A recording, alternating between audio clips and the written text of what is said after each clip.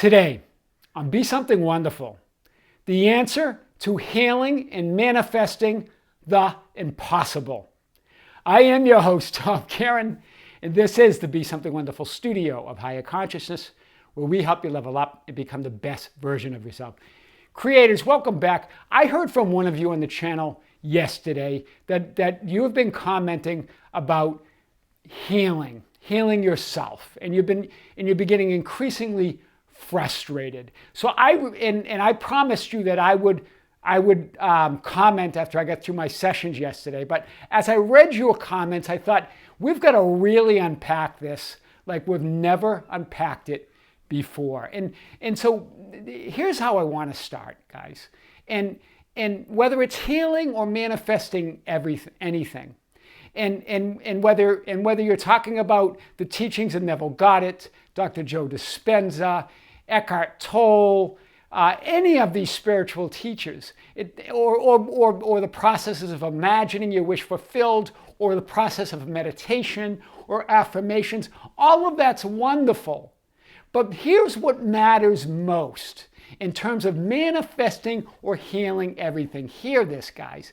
What matters most is your belief, your trust, in your faith, in your inner authority to manifest and heal.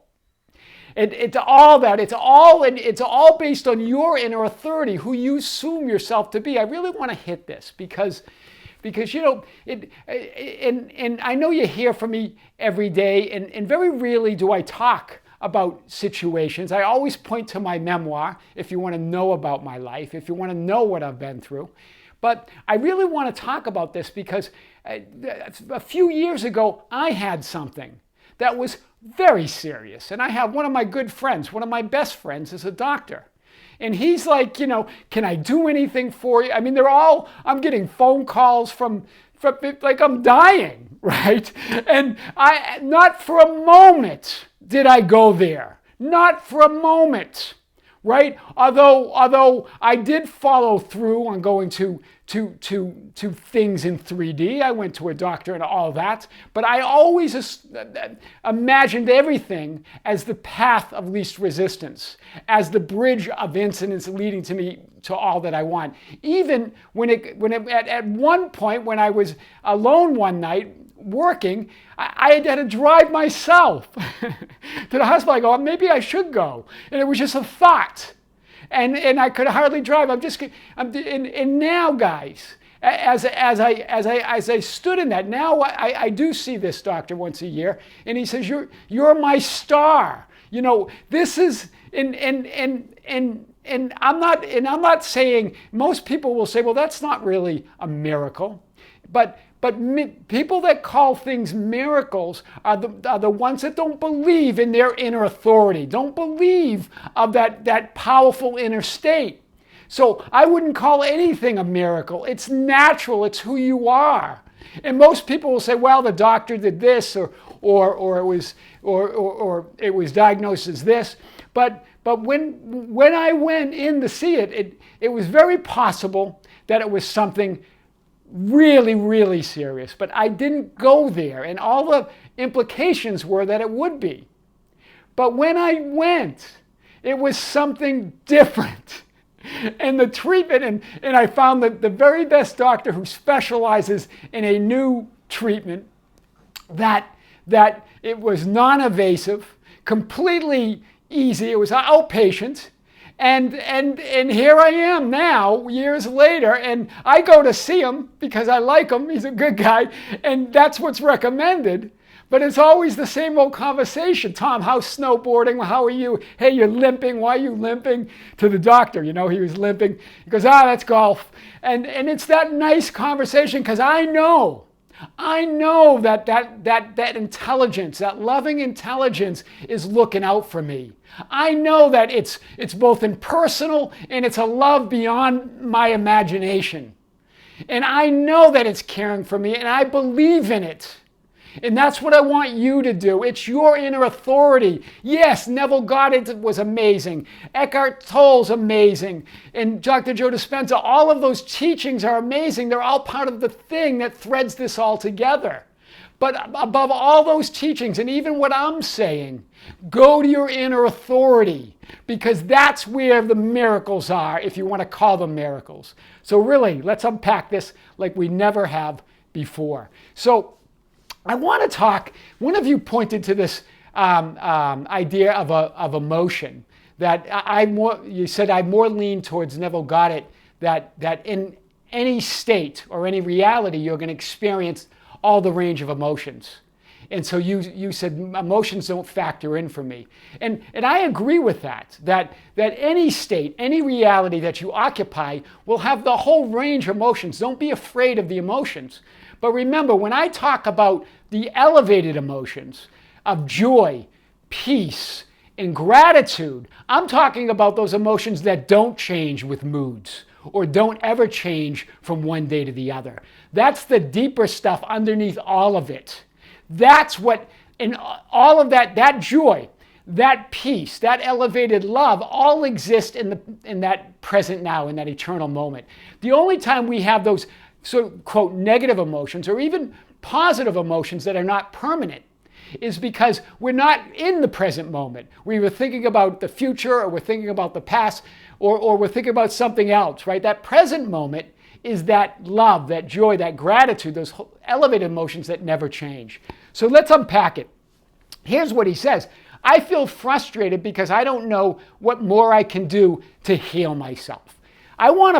And again, I'm doing this out of love. I'm doing this out of the point you in the right direction, not to pick apart what you're saying, because I really want to see you move the needle on this. Why? Because the needle has already moved. And you just need to see that, right? So that's the wrong question. What more can I do? We've talked about this. It's never that question. What is the question? What more can I be? Hear this. It's not what more can you do, what more can I be? Who can I be, right? Where you put your attention and awareness is what you perceive and receive as your reality. You look as reality when you look at reality. So you keep looking at yourself unhealed. You keep looking at that reality as that reality. You can't get over that. Right? Because you got to start looking at yourself as healthy, and then you're looking as realities. Do you see this? Here's the unhealed you, right? And then you're looking at the unhealed you. You're looking as reality, at reality. You're looking at yourself as reality. You're in the past here, right? And then here you are. Now you're saying, well, I'm meditating on myself being healed. Okay, that's a step. That's better than looking at the unhealed you, but you're still looking at what? You're still looking at a person who needs healing. Here's the healed you, right? Here's the healed you. You're saying I'm looking at the healed me. Well, you're looking from the past for some future, desired future. Do you hear this? You said, well, I'm thinking about myself healed. That still keeps you in the future. This means there's someone that needs healing. Do you see this? This is the unhealed you. That's the worst case. This is the next case. You're looking at the healed you. But that still implies, hear this, that somebody needs healing, that a you needs healing. And that keeps you in the past. That doesn't keep, because in the present moment, you don't need healing. You're already healed. It's bigger than that. You were never unhealed. You were never sick in the present moment. There's a version of you that was never sick. So here it's better than this, but it's still not where you want to be. Where do you want to be? In the present moment, where you're in a version of yourself that's healthy, that never needed healing, that was never sick. That's the version of yourself, the healthy you that never needed healing. Do you see this, guys? This is a big opening, because this determines everything, right? The unhealed you, well then, that's all you're going to see. But even then, when you're saying, well, I'm focusing on my healed self, but that's the healed self, you're still focusing on that from an unhealed state. You're still focused on the healing and not the already healthy you. That's big. Let's unpack this a little bit more. If you weren't more interested, hear this. If you weren't more interested, in other words, placing importance and fascinated by the unhealed you, you wouldn't be experiencing that. Wow.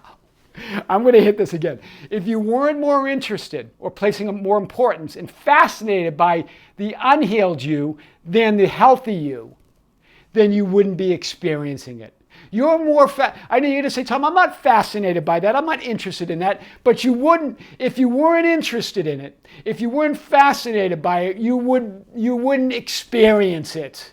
You've got to be more interested, place more importance, but be careful with importance. I want to be careful with that. Not importance, but interest, awareness on the healthy you. It's the importance that you're placing on the unhealed you that keeps it a reality. Instead, move your attention to your awareness to the healthy you, right? Because being healed is important to you, because you want to get rid of that unhealed you only can see, perceive, and receive a reality of being unhealed. Wow. Do you hear this? Because being healed is so important, because you want to get rid of the unhealed you only see, perceive, and receive a reality of being unhealed. Do you get this? You keep realities real by your thoughts, reactions, desires, and resistance. And you're resisting this. It's clear. If you're frustrated, you're resisting it, right? So there's resistance there, and there's also a strong desire to be healed. That all puts your focus on the unhealed you. Do you hear this? Right? In other words, by your attention, awareness, and interest in them. Wow. That's big. Let's unpack this a little bit more. Focusing on wanting to be healed keeps your energy and tension on wanting to leave or get rid of the reality versus transcending it. So this is really why I wanted to get to you. It's not about being healed, it's about transcending the you that needs to be healed. Right? Elevating yourself above it. Why? Because if you say you just want to get rid of it, it's like anything else. Like if you had a job maybe you didn't like and you just walked away. Well, you leave a piece of you at that job. You leave that person that wanted to get rid of it there. You can't shake that. You split your energy, right? That's why it doesn't feel good, right? There's the unhealed you. And then there's the part of the unhealed you that's still with you. Even when you're focusing on the healed you. Do you see that? It's the right direction, but there's still a part of you unhealed here. Even as you focus on the healed you. Wow. You have invested so much importance and interest and energy in the unhealed you that even as you move to the healed you, part of you is still in that unhealed state. Big. Think of it, if it's hard to kind of grasp in the healing aspect, think of it when you walk out on anything, that you're angry and you walk out. Well, you haven't left anything. You're taking most of it with you. Right? Whether you're leaving a job, a spouse, or anything, you're taking it with you, right? You're taking that part of with you. You're still focused on the angry you or the unhealed you, right? Split energy between the unhealed and healed. But when you transcend it as the whole you, right? You transcend it as the complete you. And the only way you do that is you focus on that version of yourself that is complete. You move and occupy that. Let's break this down a little bit more. So, Toll, Dispenza, say being in the present moment this is what the subscriber says, right? This is from the subscriber. Again, this is his next comment I want to unpack. And again, I'm putting it here so we can see it together, so we can really unpack this. Toll or Dispenza say being in the present moment is the key to manifest. But many people manifest bad and good circumstances in their lives unconsciously outside the present moment. And he asked the question, so which is it? Which is it, Tom? Is it what Toll and Dispenza say, or is what these unconscious people are manifesting say? And then he goes on to say that Neville never mentioned anything about being in the present moment. And then he says, who is right? Well, here's what I really want to say with all of this, and then we'll unpack it a little bit more. Nothing happens outside the present moment. Nothing happens outside the present moment. Time, linear time, is an illusion. It's a construction of the mind. You make that up. All manifestations, all creations, all of life only happens in that eternal now moment. That's why all those teachers point to that. because you have no choice. That's where life is. Do you hear this? Whether you're consciously creating it or unconsciously creating it, doesn't matter. That's where life's created. And that's where everything comes. From that intelligence, from that love that's both impersonal, that it's God. God's both impersonal and personal. God is love, but God also doesn't get in your way of what you're thinking, feeling, and choosing, right? So nothing happens outside the present moment, right? That your assumptions, your reality, your state becomes your reality. Your assumptions is your reality, the state. The present moment is all important. Here's what Neville got it. So you said Neville got it never mentions anything about the present moment. Here's a quote from Neville Goddard. The present moment is all important. The present moment, he directly is talking about it here. For it's only in the present moment that our assumptions can be controlled. The future must become the present in the mind if we would wisely operate the law of assumption. Wow! It can't get any more direct than that from Neville. That it's in the present moment that the law of assumption is working. It's who you assume yourself to be. It all happens in that present eternal moment of now. It's very clear here. So let's unpack this a little bit more. And here's what Toll says. Surrender to what is, which does not mean surrender to what you call the illness. Do you hear this? He's saying don't resist it. The surrender to it means accepting what is, but you're not surrendering saying, oh, I have an illness, right? Surrender means acceptance. Acceptance initiates healing. This is what he's talking about. You haven't accepted it. You're frustrated. You're resisting it. You're looking for processes and meditations to cure it. And the cure is not there. The cure is in the present moment within you. That inner authority. That's where your cure is, right? And it's not even a cure. Why? Because you're not curing anything, you're not healing anything, you're moving to the already healthy you. There's a version that already exists, right? The foundation, and here's what Toll says again, the foundation for healing is to accept this moment as it is. You resist nothing. You can accept the present moment because you know you can transcend it. You can transcend what you view as an illness, right? You never surrender to the idea of the illness. This is what Toll says. All you surrender to is the present moment. Whoa! Here we are again with the present moment, right? Whatever the body manifests in the present moment. That's just a current manifestation of your body. You surrender that to the present moment. And then he says this, a doorway opens in the transcendent dimension where the power of manifestation comes through. Wow! That's why. That door opens. It doesn't mean, we're going to get to this, your other comments in a second, but it doesn't mean that you're not thinking. It means that you're bringing your awareness center to that being within, right? You open the doorway to that transcendent dimension. What is that transcendent dimension? That's the love that all the ancients have talked about. That's that God power. That's that I am consciousness, right? That's where it happens. Let's unpack this a little bit more. Stop identifying with the unhealed you in building an identity or creating an identity or a reality around it. That's what you're doing. Every time you I want to focus on healing myself, or you're focused on the unhealed you, you're creating a reality around it. You're building an identity around it. Identify with whom you really are, the healthy, perfect you. That's only in now. It's always in now, right? Remember, now is all that exists. The present and the future and the past only exist in your mind, where you think about other things that are not who you really are, right? Being present is about being aware of that greater intelligence or that love or that God consciousness within you. That's what being present means. It doesn't mean being thoughtless. It doesn't mean being in constant bliss. But when you are being aware of that greater intelligence, you're going to feel a lot of bliss, right? So it's about control. It's not about controlling, getting rid of, or denying thoughts or feelings. I really want to hit this because this is what you were pointing to. It's not about any of that. It's not about being thoughtless. It's about not identifying with those thoughts and feelings as who you are. Hear this clear.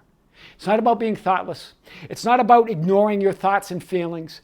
We always talk about feeling it to the end and then it ends, right? It's not about controlling anything. It's about it's about not identifying with those things as who you are. They can't be who you are because they're temporary. They're fleeting, right? When we talk about the high level emotions, those are the unchangeable.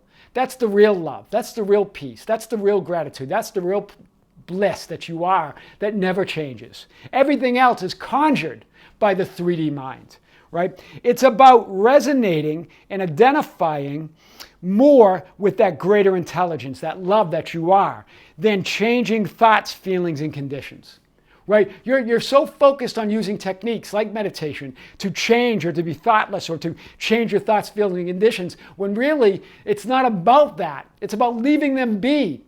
They dissolve when you move to the higher level thoughts, when you move to that higher you, right? So let's unpack this a little bit more. Here's what Dispenza says, Dr. Joe Dispenza. I love this guy. This intelligence will orchestrate an event. This intelligence, this loving intelligence that's both personal and impersonal, this God power, this God awareness, consciousness, I am consciousness, the love, the quantum field, right? Source energy. This intelligence will orchestrate an event, an energetic response, hear this, to match whatever the subjective mind puts out there into the quantum field. Whatever you put out there. Right? It's not about not thinking at all. It's about what are you putting out there? What are you thinking of that unhealed you that needs healing, or are you thinking about the healthy you? Because that's what it will match, right? And this is what he says, such a powerful quote by Dr. Joe. When our will, our 3D will matches its will, meaning the will of the quantum field or the will of God. Right, the will of that intelligence. When our minds match its minds, that intelligence, when our love for life matches its love for life, we become the elevated power that transcends the past, heals the present, and opens the doors for the future. What a quote.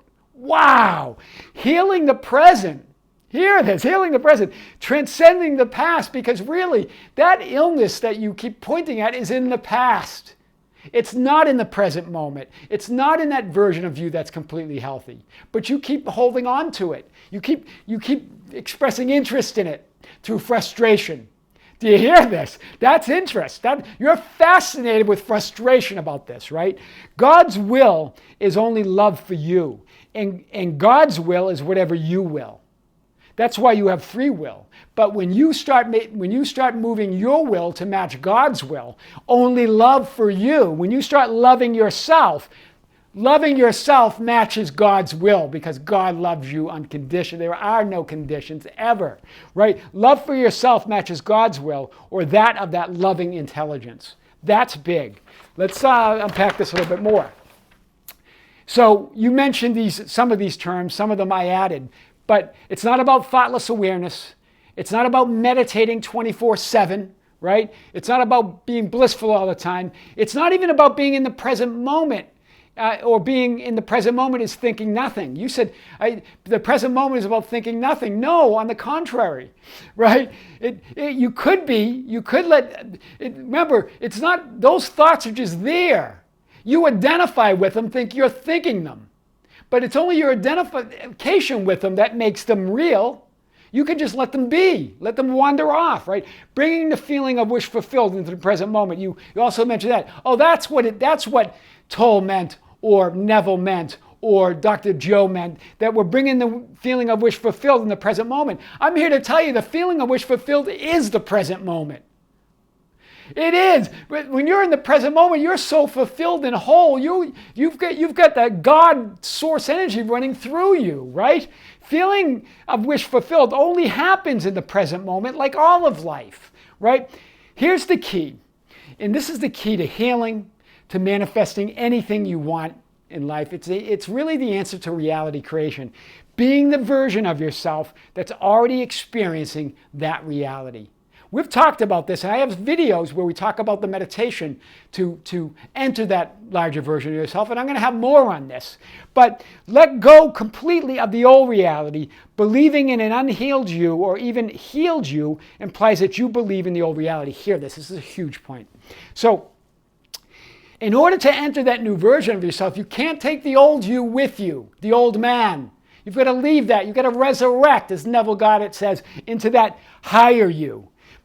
So you let completely go of the old reality. But believing in that, believing in an unhealed you, or even a healed you, implies that you believe in that old reality. Do you hear this? That's why you can't let go of that old reality. Because if you believe in an unhealed you, or even a healed you, all that implies that you believe in the old reality. And you keep that old reality active. You keep it real.